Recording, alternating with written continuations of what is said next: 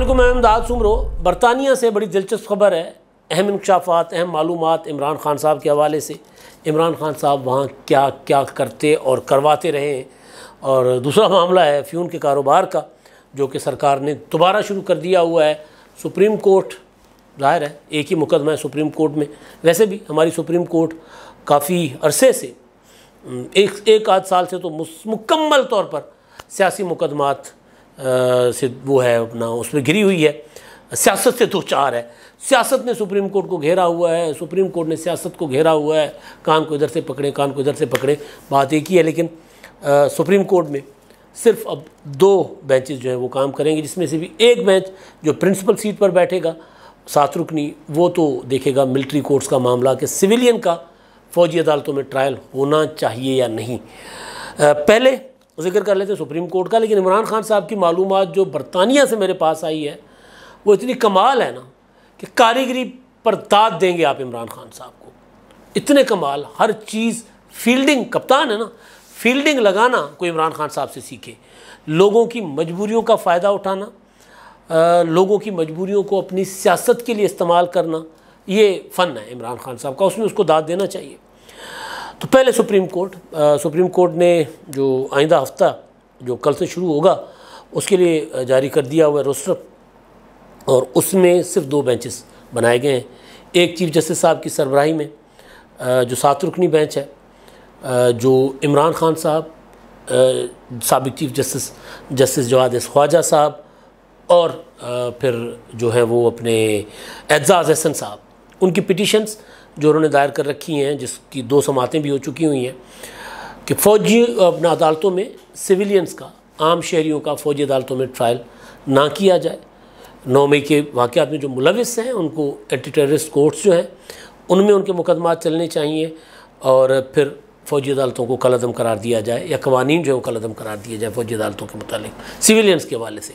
बाकी तो फ़ौजी अदालतें कोर्ट मार्शल फ़ौजियों का होता रहे तो उसमें कहते हैं कोई प्रॉब्लम नहीं है। लेकिन ये मसला है तो उसमें फिर जस्टिस काजी फ़ायसा साहब का नोट भी सामने आ गया। उन्होंने कहा कि ये एक पिटिशनर वो है जो फ़ौजी अदालतों के लिए जो कि ख़ात्मे या फ़ौजी सिविलियंस के ख़िलाफ़ फ़ौजी कार्रवाइयाँ जो थीं, इन्वेस्टिगेशंस जो थीं, या जो सेंटर्स बनाए गए थे ख़ास खैबर पख्तूनख्वा में या साबिक़ा फ़ाटा में, उनको ख़त्म करने के लिए जो पेशावर हाई कोर्ट का ऑर्डर आया था, उस ऑर्डर के ख़िलाफ़ हुक्म इम्तना जिस शख्स इमरान खान साहब ने बतौर वज़ीर आज़म सुप्रीम कोर्ट से लिया था, वो पिटिशनर बन गए हुए हैं। तो सुप्रीम कोर्ट भी सोचे कि वो क्या कर रही है और पिटिशनर भी सोचे। तो बहरहाल उसमें अब मामला चीफ जस्टिस साहब ने कहा था कि जी वो सिर्फ 2 दिन और सुनेंगे।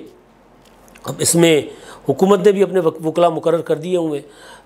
वज़ीर आज़म के वकील मारूफ शरीफुद्दीन पीरज़ादा साहब सानी जो हैं, फ़रोग़ नसीम साहब, वो उनके वकील हैं। वज़ीर आज़म साहब की तरफ से पेश होंगे, दलाइल देंगे। वज़ीर दाखिला राना सनाउल्लाह साहब की तरफ से जो है वो एक और वकील हैं ख्वाजा आसिफ़, उनकी तरफ से हैं इरफ़ान कादिर साहब। तो हाँ, शाह फरमान जो मुसलसल इमरान खान साहब के वकील रहे मुख्तलिफ़ मुकदमात में, तो वो शाह फरमान या कुछ इस तरह का शाह फरमान तो वो उधर है ना खैबर पख्तूनख्वा में। उनके लिए कहा जा रहा है कि वो अलग पार्टी बना रहे हैं। शाह खावर, अपना शाह फरमान, परवेज़ खट्टक साहब और असद कैसर, ये मिल के पीटीआई एक नई पार्टी खैबर पख्तूनख्वा में बना रहे हैं। इस तरह की खबरें, उस पर फिर कल किसी व्लॉग में जिक्र कर लेंगे। तो बहरहाल शाह खावर साहब वो वज़ीर दाखिला के वकील होंगे और उनके हक़ में उनके क्योंकि नोटिस उनके हुए हैं तो उनकी तरफ से दलाइल देंगे, अदालत में पेश होंगे।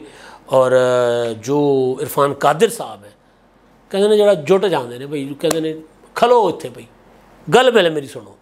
कहते हैं कि जज बड़ा अवॉइड करते हैं उनको कि वो अदालत में ना ही आएँ। तो बहरहाल वो अब हुकूमत के इस वक्त मुआविन भी हैं, तो ज़ाहिर वकालत के लिए उनको मुआविन के ओहदे से पहले भी इस्तीफ़ा देना पड़ा था। अब फिर इस्तीफ़ा देकर वो वकालत करेंगे क्योंकि उनकी ड्यूटी यही है, तो वकालत करेंगे। तो बहरहाल तो वो एक ये बेंच है, और दूसरा लाहौर में बैठेगा, लाहौर रजिस्ट्री में जस्टिस शाहिद वहीद साहब और जस्टिस अमीनुद्दीन साहब। तो सुप्रीम कोर्ट तो अब छुट्टियों पर, ईद की छुट्टियाँ, फिर गर्मियों की छुट्टियाँ, अब तो फिर वो जिसको कहते हैं वो इमरजेंसी केसेस वो सुने जाएंगे और बाकी, और इमरान खान साहब का हर केस इमरजेंसी होता है, तो लिहाजा उनके लिए तो दरवाजे खुले होंगे, क्योंकि ख़बरें ये भी हैं कि इमरान खान साहब गिरफ़्तार होंगे।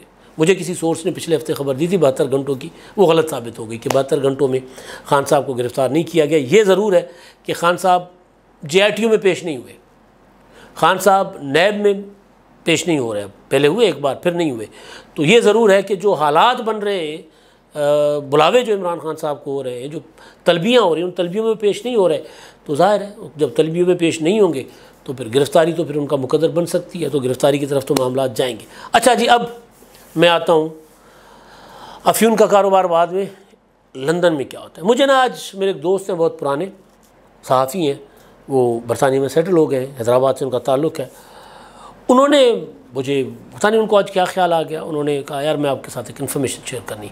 मैं क्या बताएं। उन्होंने कहा अक्सर आपने देखा होगा कि एवन फील्ड्स के सामने, अब तो नहीं होता, अब क्योंकि वहाँ की जो कौंसल है उन्होंने वहाँ पर पाबंदी लगा दी है। उन्होंने कहा कि एवन फील्ड्स के सामने एहतजाज करने वाले के ख़िलाफ़ कानूनी कार्रवाई होगी। पहले तो होता था ना, पुलिस आती थी, कहती थी कि खामोश खड़े हो जाओ, हाथापाई ना हो, फिज़िकल कोई किसी के साथ होता था, कोई किसी का रास्ता रोकता था तो वहाँ के कानून में जुर्म है, नारा लगाना जुर्म नहीं है, किसी के घर के सामने खड़े होकर पुरअमन प्रोटेस्ट करना जुर्म नहीं है। तो बहरहाल, लेकिन उन्होंने कहा कि यार ये तो हद हो गई है, एक ना मोर्चा बना लिया है, सारा दिन बैठे रहते हैं, एहतजाज एहतजाज। तो फिर पता ये भी किया कि लोग कौन है, वो वहाँ की जो इन्वेस्टिगेशन जो करने वाले हैं, उन्होंने जो इन्वेस्टिगेट किया तो पता चला कि ये ज़्यादातर वो लोग हैं जो असाइलम सीकर, पनाह लेने के ख्वाहिशमंद वो हैं। कुछ वो लोग हैं जो वहाँ की सरकार की तरफ से दिया हुआ जो वज़ाइफ होते हैं, घर होते हैं, क्योंकि वहाँ की तो वो है ना अपना वेलफेयर स्टेट है, तो सरकार के पैसे पे पल रहे हैं और वहाँ खड़े होकर नारे लगा रहे हैं। तो कुछ इस तरह के लोग हैं। तो बहरहाल उन्होंने कहा अब कानूनी कार्रवाई होगी। लेकिन मुझे जो मेरे दोस्त ने ख़ास कैरेक्टर, अच्छा अब मैं ना वो नाम फ़र्जी लूँगा क्योंकि जो मुझे डिटेल मिली है वो बड़ी ऑथेंटिक है, लेकिन बावजूद इसके किसी की ज़ात है, ज़ाहिर है, तो उनके मुतालिक इन्फॉर्मेशन जो है वो इस तरह शेयर करना अच्छा नहीं है। तो लेकिन मैं आपको सिर्फ एक कैरेक्टर जो है, जो सबसे एक्टिव कैरेक्टर वहाँ समझा जाता है, उसके मुतालिक जो मुझे इन्फॉर्मेशन मिली कि वो PTI के हत्थे कैसे चढ़े या चढ़ी या होगा इसमें, ठीक है। तो लिहाजा मैं नाम भी उसको भी छोड़ देता हूँ, फर्जी नाम भी छोड़ देता हूँ, क्या कैरेक्टर है। तो वो 2015 में डंकी मार के बरतानिया में वो शख्सियत दाखिल होती हैं। जिस तरह डंकी अभी जो इंतहाई अलमनाक हादसा हुआ है, ये जो यूनान में 350 पाकिस्तानी अब तक समंदर निगल चुका हुआ है, समंदर निगल गया, ख्वाब जो है वो इंसानों को निगलता है, ख्वाब आगे बढ़ने की ख्वाहिश वो इंसानों को निगलती है। क्योंकि इस मामले में मेरी अपनी राय है बहरहाल, तो लेकिन वो उस तरह वो जो डंकी मार के इलीगली वहाँ पर जाना, इलीगल, तो वो वहाँ पहुँची शख्सियत। और उसके बाद वहाँ उन्होंने जब इलीगल पहुँचते हैं तो वहाँ पर ज़ाहिर है वो सरकार को कहते हैं जी हम तो लोटे पुटे पहुँचे, हमें पनाह दें। तो पनाह देकर सरकार वहाँ पे एक रिहाइश देती है और साथ फिर इजाज़त होती है कि आप काम कर सकते हैं। जब तक आपका पनाह असाइलम आपकी मंजूर नहीं होती तब तक सरकार आपको शेल्टर देती है। तुर्किश रेस्टोरेंट में उन्होंने काम शुरू किया जहाँ ये मेरे दोस्त के साथ उन शख्सियत का टाकरा होता है। तो वो जब वहाँ पर कुछ अरसे के बाद जो तुर्की जो मालिक थे रेस्टोरेंट के, तुर्क, उन्होंने उनकी हरकतों की वजह से उस शख्सियत को नौकरी से निकाल दिया। फिर उन्होंने किसी सिख पंजाबी उनके साथ दोस्ती शोस्ती हो गई, उनके साथ उन्होंने हेल्प की, उनकी साथ वो बड़ा सा साथ रहे। फिर उनको सोशल मीडिया पे आने का इस तरह का शौक़ था बहुत। बहरहाल कुल मिला के बात ये कि वो शख्सियत जो है वो एक शख्सियत, एक मिसाल है, दर्जनों लोग इस तरह के हैं जो इस तरह PTI के हत्थे चढ़े हैं वहाँ पे। तो उन्होंने मुझे बताया कि जी फिर जब ये सारे मामलात हुए, नवाज शरीफ साहब पाकिस्तान से बाहर चले गए और PTI लंदन को ये ड्यूटी मिली, बरतानिया को, क्योंकि PTI के वहाँ बरतानिया में जो इमरान खान साहब के फाइनेंसर हैं वो बड़े तगड़े हैं। इवन जो बेचारा दिहाड़ी कमाता है वो भी अगर इमरान खान साहब के इश्क में मुब्तला है तो वो भी अपनी पूरी की पूरी दिहाड़ी इमरान खान साहब को डोनेट कर देते, फंड्स दे देते, उनके लिए वो इशू नहीं है। बहरहाल, तो वो जो शख्सियत किसी तरह वहाँ से, क्योंकि निकाली गई वो शख्सियत होटल से, रोज़गार कोई नहीं था, वीज़ा कोई नहीं था, परेशानी का आलम था, तो वो पीटीआई ऐसे लोगों को तलाश कर रही थी जो असाइलम सीकर हों, जो बहुत थोड़े पैसे पे सारा दिन जाकर किसी के घर के सामने नारे लगा सकते हो। तो इस तरह के लोगों की तलाश की गई। नवाज शरीफ साहब लंदन पहुंचे हुए थे, और आपको याद होगा जब मरीम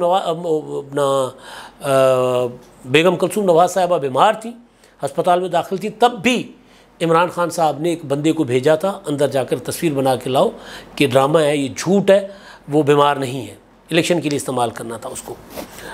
तो वो फिर बंदा दायरे वहाँ से पकड़ा गया, दौड़ लगा कर निकल गया था।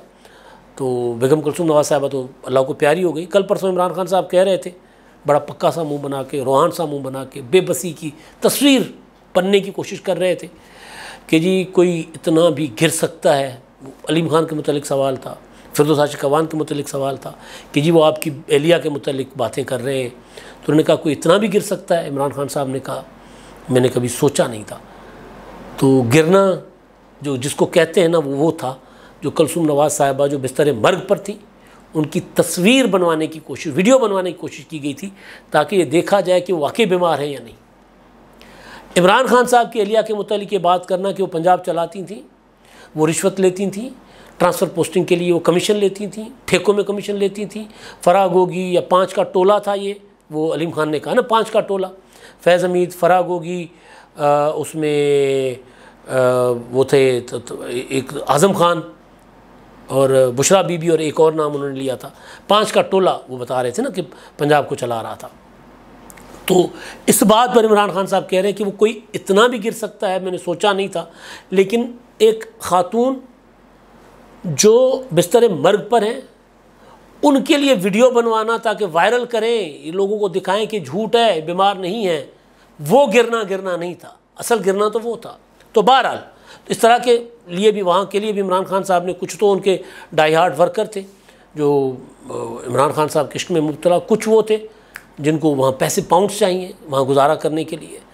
तो इस तरह के लोगों को वहाँ पे जो अपना क्या कहते हैं असाइलम सीकर, उनको वहाँ पे हायर किया गया और फिर वहाँ पर नवाज शरीफ के घर के बाहर खड़ा किया गया। फिर उनकी ड्यूटियाँ लगती थी। पता चलता था कि जब पाकिस्तान से मुस्लिम लीग नून का कोई बंदा जा रहा है तो उसके एयरपोर्ट पर जाकर उसका घेराव करना है। पता चलता था कि जनाब फ़लाँ रेस्टोरेंट पर आज उनकी बुकिंग है, खाना खाने आएंगे, वहाँ चले, जिस तरह आबिद शेर अली के साथ हुआ था। इस तरह ये सारे लोग दिहाड़ीदार हैं, दिहाड़ीदारों को हायर किया गया। तो वो शख्सियत जो अब भी, इवन शहबाज शरीफ साहब जब कल लंदन में थे तो वहाँ पर भी उनके, वहाँ पर तो नहीं हुआ, एवनफील्ड में तो पाबंदी है, वहाँ नहीं कर सकते, लेकिन एक और जगह पर शहबाज शरीफ साहब का रास्ता घेरने की कोशिश की गई, उनके ऊपर नारेबाजी की गई थी।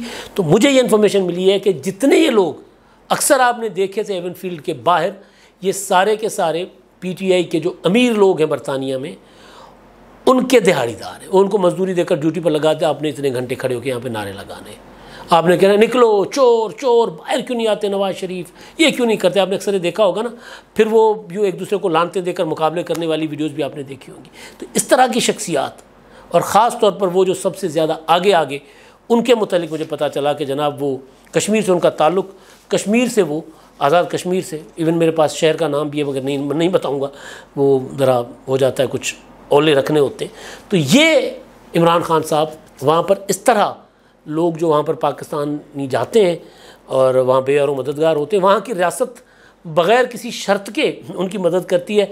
इमरान खान साहब के जो बिलियनर्स हैं, बिलियनर्स पाउंड्स में, वो उनको इस्तेमाल करते हैं, उनकी मजबूरियों का फ़ायदा उठाते हैं। इमरान खान साहब को मजबूरियों का फ़ायदा उठाना लोगों का आता है। जैसे अभी अपना लाहौर में भी जब इमरान खान साहब ज़ख्मी होकर वज़ीराबाद से आए थे, तो उसके बाद जब उन्होंने अपनी हिफाजत के लिए लोग रखे थे, उनमें बहुत ज़्यादा दिहाड़ीदार भी थे।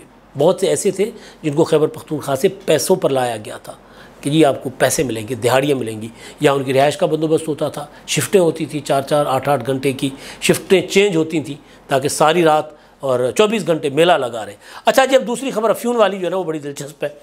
वो ये है कि पंजाब का जो एक्साइज डिपार्टमेंट है, एक्साइज एंड टैक्सेशन, उन्होंने एक्साइज डिपार्टमेंट उन्होंने एक फैक्ट्री लगाई है, बंद पड़ी हुई थी, 13 साल पहले बंद हो गई थी, अफ्यून की, चादमान में। फैसला हुआ कि ये फैक्ट्री दोबारा काम करेगी। 460 किलोग्राम अफ़ीन की पहली खेप उनके पास आ रही है। और ये अफ़ीन, अच्छा, ये जहाज़ों के लिए नहीं होगी भाई, ये मनशियात के इस्तेमाल के लिए नहीं है, ये है दवा साजी के लिए। खांसी, बहुत सी चीज़ें जो होती हैं उसमें ज़ाहिर चीज़ें इस्तेमाल होती हैं, तो उसके लिए कि वो बनाकर उसको उस क्वालिटी में ढालकर जो होती हैं, क्या नाम इसको, जो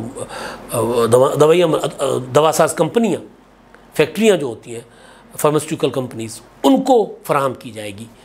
जिस तरह आपको ने सुना होगा, वो एक यूसुफ रज़ा गिलानी साहब के साहबजादे के ऊपर मुकदमा बना था एफिड्रीन का, और फिर हनीफ अब्बासी पर बना था। वो भी एफिड्रीन भी दवासाजी के लिए कोटा अलॉट किया जाता है। तो ये इस मकसद के लिए पंजाब लाहौर में, शादमान लाहौर में अफ़ीन की फैक्ट्री लगी है। ज़ाहिर है नेक काम के लिए, अच्छे काम के लिए, और दुनिया जहान में होता है। अब तक के लिए इतना ही। अल्लाह हाफ़िज़।